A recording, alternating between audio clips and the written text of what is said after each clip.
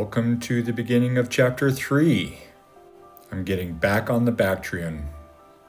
Can you believe that in February, on the 15th, I started this crazy journey? I rode from Phoenix all the way to Orlando. This is how the bike looked when I loaded it up in Phoenix. I met some really incredible people along the way, had such an incredible time. Beautiful scenery, great food, again, really lovely people.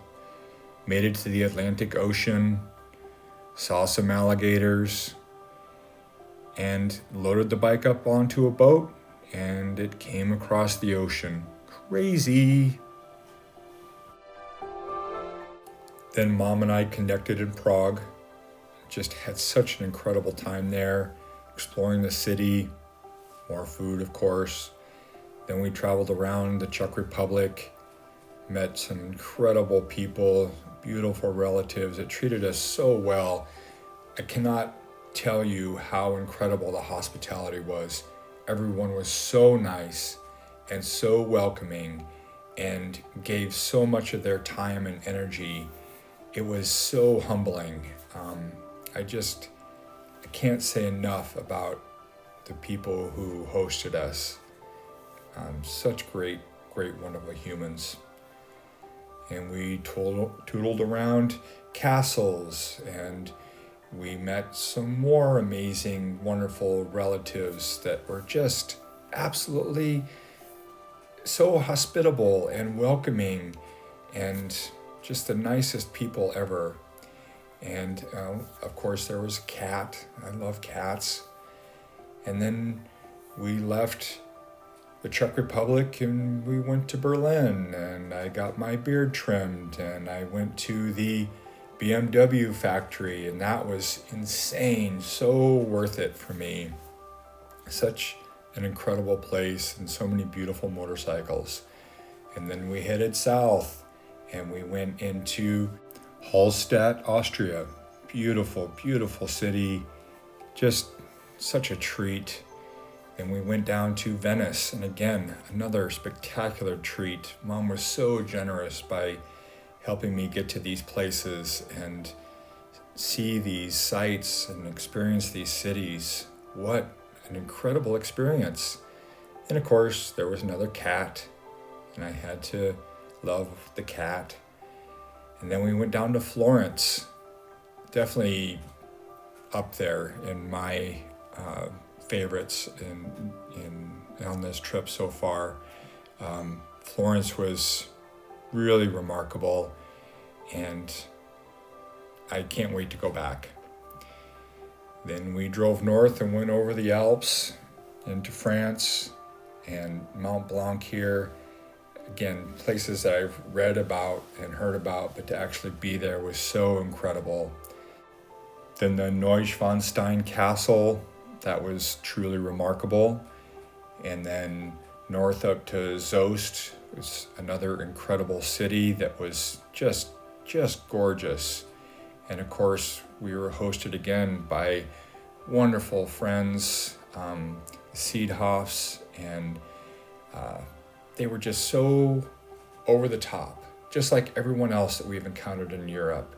And the lovely Mita, who was just such a charmer, so sweet, such a pleasure to be around.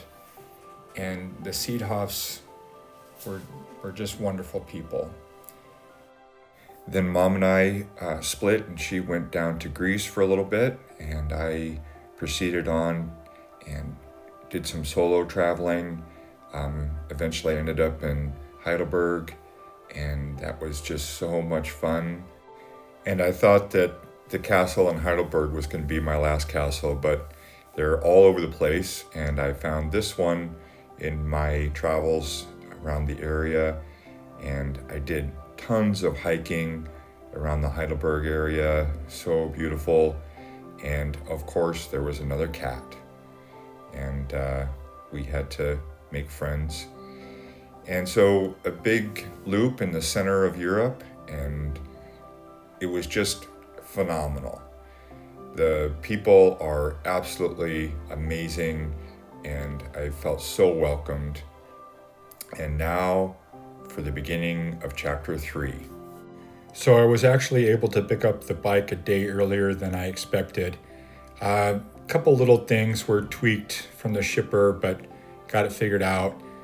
This is the place that I stayed in Heidelberg. But anyway, I went from Heidelberg to, I'm not even going to try to pronounce that, in the Czech Republic, and started out a little sprinkles here and there, and a little cool, but then quickly turned to full-on rain, and was rain all day. And I got out my extra rain gloves to try and keep my hands warm and dry. My body stayed dry, all my rain gear worked perfectly, but a couple things in my luggage got wet. And here's a little example of what a lot of the ride was like through Germany and the Czech Republic. And I've been in harder rains. When I was in British Columbia, the day it rained there, that was like riding through a swimming pool. But this wasn't quite that bad. And when I got to the Czech Republic, met my host there, and I was able to park inside and dry out all my gear. Such a gift. Peter and Deborah, thank you so much for your hospitality and the meals and really helping me get dried out. Really appreciate it. And lo and behold, as I was riding through the Czech Republic the next day, look what I found. A little motorcycle museum and camping museum. Had to swing back by and get a couple pictures. I didn't go inside, but really interesting and kind of fun. And this was a sweet motorcycle. So I headed from the Czech Republic, and my goal was to Budapest. But there was a bridge out on the way, so there was some major detour right near the border. So it took me a lot longer than I expected, but I got to the campground. Fantastic campground. If you're looking for a place there, I'll try to remember to include it in the comments. It was great. Then the next morning I got saddled up and was going to head into Budapest proper to see a little bit of the sights and maybe get a cup of coffee. I asked the campground host what he would recommend to see in Budapest, since I only really had like an hour or so to be there. And I thought he was going to cry. It was obvious that he loved the city and really wanted me to spend multiple days seeing the sights and enjoying the city, and I just didn't have the time. But he was great. The campground was great. Really highly recommended if you're in that area. You should definitely camp there. So as I rode into the city, I come around this corner and you could see the castle up there on the horizon just beyond the trees. And you go through this tunnel underneath the castle. Super cool. I sped it up here for time, but it was just crazy. And then as you exit the tunnel, you get this view that is just like, oh my gosh, unbelievable. There's this bridge on the other side with the stone lions on either side of the bridge, and the city on the other side of the Dunab River. Forgive my pronunciation if that's incorrect. And I was going along, I'm like, oh, look at that. That's a place for coffee. As I was in Budapest, I had the realization that I was actually riding my motorcycle in Budapest, and where I've come from, I was born in a little town in Nebraska, and here I am touring Europe, and specifically Budapest, on my motorcycle. It was really a moment of clarity for me, and I really felt like I was where my feet were, and I was immersed in that moment, and really appreciated where I was.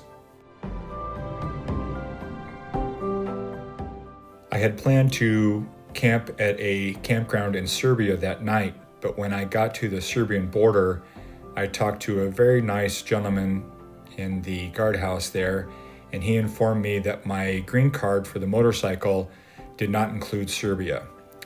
And that was a total rookie mistake on my part, and I did not realize that Serbia was not in the EU, and my motorcycle paperwork only covered countries in the EU, and he directed me to a place to buy a green card to get through Serbia. And when I went there, they wanted 150 euros to ride through Serbia, and I was going to be there less than 24 hours. That's definitely not in my budget. So I went back out and I rode into Romania to eventually get to my destination in Bulgaria. But my GPS kept trying to take me into Serbia, and it was a big hassle and it took a lot of time, and I was pretty tired and frustrated. But Romania turned out to be a wonderful, very interesting place. I stayed at Hotel Condor there, highly recommended if you're there. They were so great, very hospitable. And then the next day I was leaving that place. Look at this church, look at that. It was so cool. I wish I had better photos of it, but there you go, there's some more of it.